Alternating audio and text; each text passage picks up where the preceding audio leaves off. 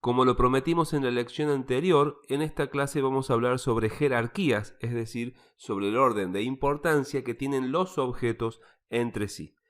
Aquí a la vista tenemos a Excel y a nuestro panel de VBA, en el cual tengo una pequeña subrutina, una pequeña macro, que se llama ejemplo, y que tiene una sola función, que es fijarse en el rango A5 y luego seleccionarla, un método que es seleccionar. Entonces, si ejecutamos esta macro, mira lo que sucede en Excel, va a esa celda. Si esto lo hacemos, por ejemplo, en esta otra hoja, que tiene numeradas las celdas, y busco nuevamente mi macro y la ejecuto, otra vez hace lo mismo y lo hace en dos hojas distintas, y podría hacerlo también en otro libro si abro un libro nuevo, y va a suceder lo mismo porque esta macro tiene una sola línea de ejecución que especifica un rango, una celda, pero no especifica en qué libro, en qué hoja, ni siquiera en qué aplicación va a suceder esto. Entonces lo hace automáticamente asumiendo que estamos hablando de la hoja en la que estamos en este momento. Para que lo puedas ver gráficamente, en el orden de jerarquía, primero que nada se encuentra Excel como aplicación. Luego, en el orden de jerarquía siguiente, se encuentran los libros, es decir, los archivos de Excel que crea el usuario.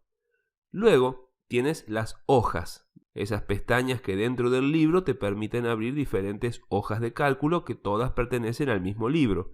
Y finalmente, en el orden de jerarquía de los objetos se encuentran las celdas, A5, B1, etc. Vamos a ver un ejemplo concreto entonces de cómo escribes las jerarquías dentro del panel cuando estás codificando. Primero va el libro, punto, hoja, punto, celda.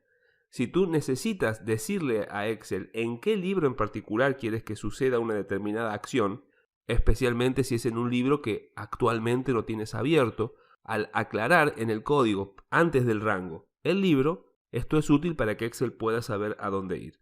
Luego, punto, el nombre de la hoja, punto, el nombre de la celda.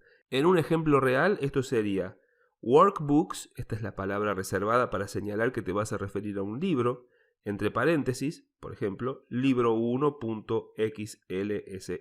todo entre comillas, punto, sheets, o sea, hojas, abres paréntesis y ahí escribes el nombre de la hoja, por ejemplo, hoja 2, también entre paréntesis, punto, range, que es rango en inglés, y entre paréntesis y entre comillas, la ubicación del rango, que puede ser A5, como puede ser A1, 2 puntos, C1, si vas a seleccionar esas tres celdas, puede ser D, 2 puntos D, si vas a seleccionar toda la columna D, es decir, un rango de celdas que tú especificas, desde una hasta muchas celdas.